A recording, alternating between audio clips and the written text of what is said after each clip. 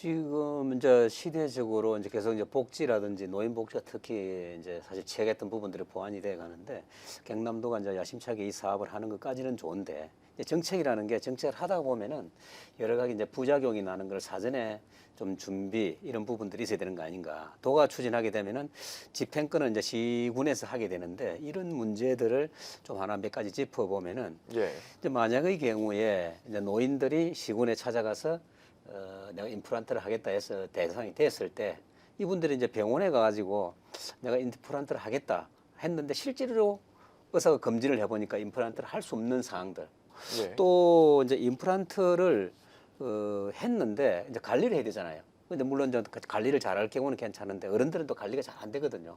관리가 안 되면은 그렇게 돼서 여러 가지 이제 이빨 자체에 이제 부작용이 생겼을 때 이 책임의 소재를 어떻게 할 것이냐라는 부분들이 지금 했는데 그것도 아직까지 명확하게 정리가 안 돼 있어요. 개인 부담으로 해야 되느냐, 안 그러면 이것도 시군에서 부담을 해야 되느냐라는 부분들이에요.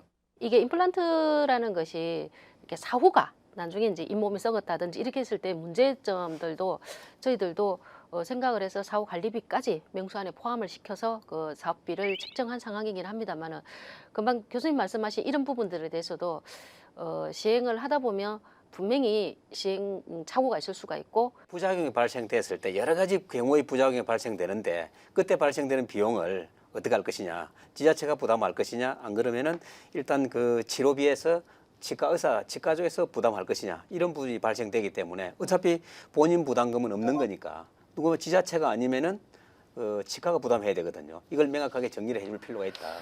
그러면 교수님께서 먼저 말씀해 주시겠습니까? 예. 정부가 여러 가지 신혼 부부들에 대해서 이제 주거 안정, 그다음에 이제 일자리 창출, 또 지금 그 저출산 문제를 하기 위해서 신혼주택들의 신혼 부부가 첫 주택에 대해서 취득세를 50% 감면하겠다라는 부분들로 했습니다. 지금 이제 수도권에서는 그 신혼 희망타운이라고 그거는 실질적으로 아파트 입주라는 건데, 근데 수도권을 중심으로 하고 이제 2022년까지 약 한 10만 호를 건설하겠다. 이건 상당한 이제 혜택이 있는데 지금 이제 신혼부부 최초 주택에 대해서 취득세 50%라는 부분들이 뭐 지금 도에서 강력하게 의지를 가지고 정부도 하고 있는데 과연 이게 실질적인 효과가 있을 것인가라는 부분들. 여기 보면 이제 부부 합산 7천만 원 이하의 소득, 에버리 했을 때는 5천만 원 이렇게 한정을 해놔 놓거든요. 그게 이제 그리고 또 수도권에서는 4억 미만 아파트, 지방에서는 3억 이하로 되어 있기 때문에 그리고 또 60평방미터 우리가 하면은 18평 이하로 규정을 지어놨다고요. 그러면은 지금 이제 수도권과 중수도 중간 도시 또 지방 이렇게 봤을 때 수도권 같은 데는 약 한 3억 7천 4억 정도. 그다음에 뭐 세종시라든지 이런 데는 한 2억 7천만 원 정도. 그러니까 18평짜리 말씀이에요. 뭐 진주 같은 데는 제가 봤을 때 2억도 채 안 될 것 같아요. 그렇게 됐을 때 이제 그 취득세 효과가 어떻게 되느냐면은 수도권 같은 데는 한 185만 원 정도. 그다음에 이제 중소도시 세종시 같은 데는 135만 원. 진주 같은 데는 100만 원도 채 혜택을 받지 못한다라고 봤을 때 4억이나 3억이나 2억 정도의 100만 원의 취득세가 과연 큰 효과가 발생하겠느냐. 정책의 취지는 좋은데 이런 부분들 일단 뭐 유인 효과는 있다고 보는데 실질적으로 강력한 유인 효과가 있을 것인가라는 부분들에 대해서 뭐 도로서는 또 강력한 의지를 보이는데 이런 부분들은 좋으면서도 좀 더 정책적인 어떤 효과를 감안해야 되는 거 아닌가라는 생각을 좀 가지고 있습니다. 그러니까 교수님 의견은 조금 지원 대책이 좀 약하다고 저는 보고 있어요. 그 뭐 유인 효과는 있는데 강력한 유인 효과가 아닌가 효과가 좀 그렇게 반색할 정도까지는 아니다. 그렇게 보여야죠. 그래서 이게 지금 수도권과 지방의 차이를 두고 있는데 모든 정책을 수도권 중심으로 하다 보니까 지금 정부가 지금 신혼 희망주택이라고 2022년까지 이제 10만 호를 건설하는데 이걸 이제 전부 수도권에 한단 말입니다. 지금 이제 서울에 평택, 위례하고 평택 두 군데 이제 곧 아마 분양을 할 것 같은데 자 이런 데는 실질적인 도움이 되는 거예요. 거기는 아파트 신규 아파트 들어가니까. 거기는 나중에 되면은 시세 차익도 상당히 나거든요. 그리고 자기가 거주하는 동안에는 은행 대출금도 1% 이하로 하기 때문에 되는데 이제 경상남도가 만약에 이런 신혼부부들에 대한 어떤 대책을 한다면은 수도권과 같이 이렇게 신규 아파트를 분양해서 한다 그러면 효과가 굉장히 많이 날 것이다. 근데 이제 평택이나 위례는 이제 수도권 쪽이고 경남이랑은 집값도 다르고 뭔가 다를 것 같은데 우리 뭐 서부 경남 사천 쪽에는 혹시 신혼부부 혜택 같은 게 뭐 크게 적용이 안 될까요? 그대로 똑같아요. 이거는 뭐 똑같아요. 전국적으로 다 같이 이거는 지원이 되는 건데 예. 이제 상대적으로 예를 들어서 여기도 수도권과 같이 신혼 희망 타운이라고 하는 새로운 아파트를 지어가지고 그 사람이 입주했을 때 혜택을 준다 그러면은 굉장한 효과가 되는데 이제 그런 게 좀 아쉽고 이 제도 자체는 정부로 안 그러면 경상남도는 굉장히 의미 있게 받아들이는 거예요. 그래서 우리는 조금 아쉽다. 그리고 이제 이 우리가 저출산 문제를 극복하는 부분들, 지역 경제 활성화 이런 부분을 봤을 때 다른 거하고 비교를 한번 해보면은 세 자녀를 키우고 있는 가정에서는 자동차 한 대를 구매를 할 때 약 한 지득세를 이제 그 혜택을 주는데 뭐 2천만 원 정도의 자동차를 구매했을 때 그 부가세 빼고 1,900만 원 7% 지득세가 뜨면 130만 원 정도 되거든요. 그러면은 자동차 한 대 구매하는 것과 아파트 지득세와 오히려 보면 자동차 한 대 구매가 더 금액이 많다는 거예요. 예. 이게 그러면 원리가 어떻게 되는 겁니까? 이게 뭐 연기가 어디로 필로티 건축물만에 올라가는 방식 같은 게 있는 겁니까 따로? 지금 이제 그 필로티 건축물이 이제 원룸 같으면은 사실은 지하를 파야 되는데 지하를 예. 파지 않고 원룸 1층을 주차장으로 쓰거든요. 예. 쓰면서 이제 거기서 3층까지를 규정을 했는데 정부가 이제 이번 사태가 나고 나서 필로티 건축물이 여러 부분인데 그런 부분들도 있지만 조금 전에 말한 제천 그 스포츠센터 화재 그다음에 밀양 요양원 사고가 전부 다 필로티 공법을 사용하는 모양이에요 지금. 그래서 정부가 이제 건축법 시행령을 개정을 해가지고 이거 굉장히 강화를 하려고 하고 있어요. 근데 예. 지금 이제 그 주된 게 뭐냐면은 1층에서 2층으로 올라가는데 그 상부로 수직으로 연기가 올라가거나 하재가 올라가서 피해가 더 많다. 그러다 보니까 1층 필로티 부분들을 자재를 엄격하게 규정을 하는 겁니다. 이제는 그래서 방화에 가장 강력한 자재를 하는 걸로 하고 그다음에 지금 이제 기존에는 설계 도면에서 우리가 말하는 기술사라든지 전문 건축사가 그걸 보지 않는데 이제는 전문 기술사 구조 건축 전문가가 그걸 보게 돼가 있고 또 예. 실제로 제일 문제가 된 게 이제 그 포항하고 경주에 지진이 났을 때 이 필로티 공법이 굉장히 취약하다. 그럼 취약한 거 보완을 어떻게 할 것이냐? 올라가는 골조 부분 이런 부분들에 대해서 이거를 보완을 어떻게 할 것이냐.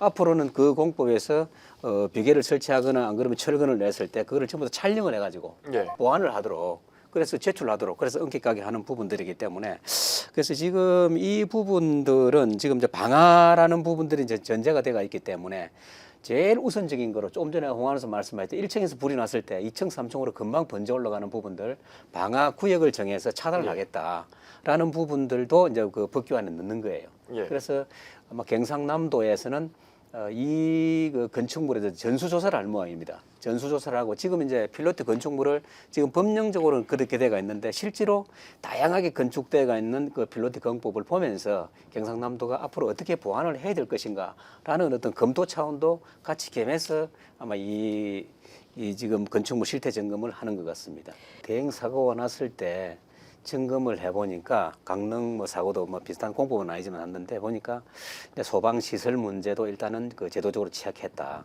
그리고 이제 하재 감지기라든지 이런 부분들에서 제도적인 보완이 필요하다. 그다음에 이제 예장 단열재 조금 전에 드라이비트라든지 이런 부분들은 가급적 이제 규제를 하면서 하재에 취약한 그 자재를 쓰지 못하도록 규제를 하겠다. 이제 규제를 한다 그러면 구체적인 방법들은 나오겠죠.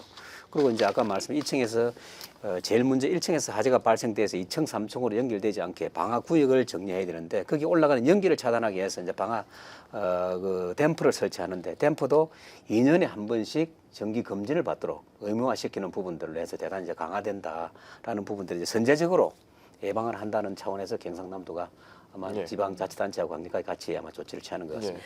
네, 무상급식은 이제 박종훈 도교육감의 공약이었는데요. 교수님께서 먼저 설명해 주시죠.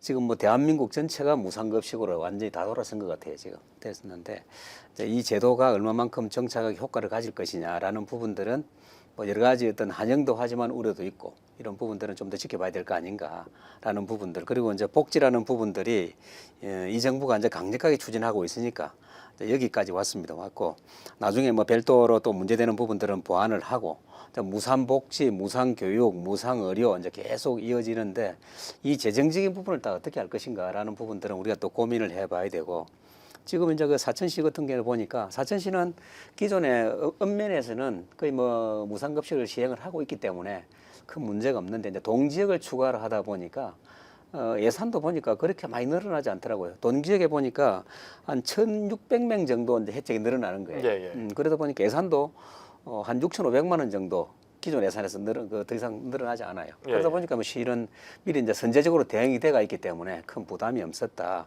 그게 이제 왜냐하면은 그 동지역에도 그 전면 무상급식은 아니었는데 식사 대비를 다 지원해줬기 때문에 예, 예. 이제 이번에 예산이 뭐 그동안에 쭉 해왔던 예산에서 조금 더 늘어나는 부분들이고 그리고 이제 무상급식에 이어서 이제 교복, 예. 그다음에 이제 수양 여행비, 그다음에 체육복 이런 것까지도 전체적으로 이제 계속 무상을 할 모양이에요.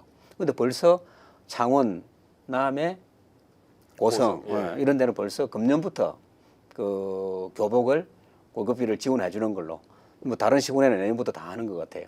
이런 부분들이기 때문에 전체적으로 이제 무상 교육이 실현이 되는데 이제 제일 문제는 이제 무상 교육이라든지 뭐 다른 것도 마찬가지인데 계획됐을 때 예산이 수반이 되면은 좋은데 한번 우리가 말하는 보편적인 복지를 가고 나면은 다시는 돌아올 수 없다. 그러면 정부 예산이 계속 늘어나야 되는데 그러면은 국가 재정도 넓어야 되고 또 재정이 넓으면 국민 소득도 넓어지고 그다음에 세금이 많이 거쳐줘야 되는데 현실적인 문제를 어떻게 극복할 것인가 이런 부분들이 조금 고민은 되지만은 일단 경남도가 교육청과 협의를 해서 무상급식을 전면 확대를 했다는 거는 제가 봤을 때 뭐 시기적으로 적절하게 잘 가고 있는 거 아닌가 그렇게 뭐 저 생각합니다. 때는 급식 좀 돈 내고 네. 급식소를 이용했던 것 같은데 네. 교수님은 혹시 돈 내고 드셨습니까? 우리는 그때 뭐 급식이라는 게 거의 없었으니까 그때 당시. 아 도시락 세대. 그렇죠. 아, 의원님도 네, 도시락 저도 세대. 도시락 세대인데. 아, 저는 이제 차별 없는 복지, 차별 없는 무상급식이라는 부분들이 우리가 논리적으로 봤을 때는 상당히 의미가 있는데 저는